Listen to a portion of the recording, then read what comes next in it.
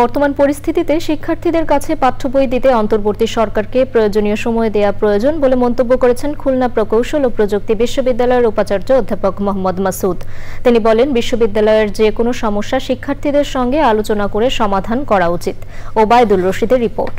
অন্তর্বর্তী সরকার ক্ষমতায় আসার পর খুলনা প্রকৌশল ও প্রযুক্তি বিশ্ববিদ্যালয় কুয়েটের অষ্টম উপাচার্য হিসেবে দায়িত্ব নেন অধ্যাপক মোহাম্মদ মাসুদ। বিশ্ববিদ্যালয়ের পরিবেশ স্বাভাবিক করতে এবং সেশন জট নিরসনে বিভিন্ন উদ্যোগ নেওয়ার কথা জানিয়েছেন তিনি। আমাদের এক ইয়ারে একটা সেশনে 2টা সেমিস্টার আমাদের যেভাবে টাইম স্কেজুল করা থাকে তাতে দেখা যায় যে মাঝখানে যদি আনএক্সপেক্টেড কোনো কিছু ঘটে তাহলে এটা এক সেশন 1 বছরের চেয়ে বেশি হয়ে যায় লম্বা। আর আমাদের যেহেতু 4 বছরের কোর্স, এই সময়টুকু বেশি হওয়ার কারণেই তাদের পিছায় যাবে। তবে আমরা চাচ্ছি যাতে ছাত্রদের এটা না পিছায়।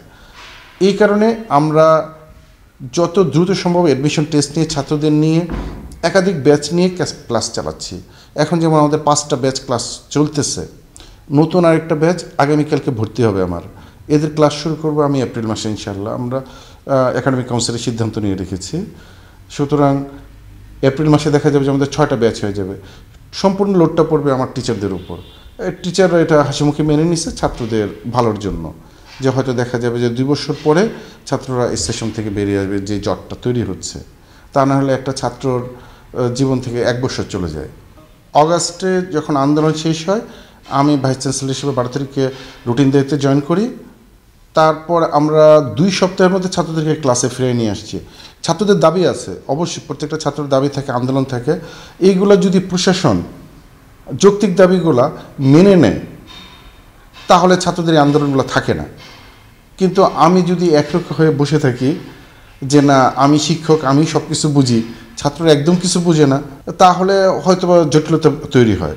ছাত্রদের দাবিগুলো নিয়ে তাদের বিভিন্ন বডি আছে, একাডেমিক কাউন্সিল আছে, সিন্ডিকেট আছে, যদি আলোচনা করে বিভিন্ন জায়গা থেকে প্রবলেমগুলোর একটা সলিউশন বের হবে। দেশের শিক্ষা ব্যবস্থা নিয়েও কথা বলেন তিনি। বইগুলোকে নতুন করে প্রিন্ট করতে হয়েছে, এটার জন্য যথেষ্ট সময় ছিল না।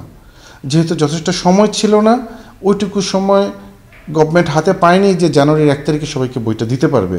যেহেতু সময় পায়নি, তাই দিতে পারেনি, তাই গভর্নমেন্টকে একটু সময় দেওয়া উচিত। দেখা যাবে যে নেক্সট ইয়ারে আমি আশা করি এই সমস্যাটা আর হবে না। কারণ আমাদেরকে সরকারের সিলেবাসে অনেক পরিবর্তন আনতে হয়েছে, কন্টেন্টে অনেক কিছু চেঞ্জ করতে হয়েছে। এটার জন্য সবারই উচিত একটু বিবেচনা করা যে কেন দেরি হয়েছে। কারণ এই গভর্নমেন্ট কখনো চাইবে না, কারণ এটা পলিটিক্যাল গভর্নমেন্ট না যে ইচ্ছা করে দেরি করুক।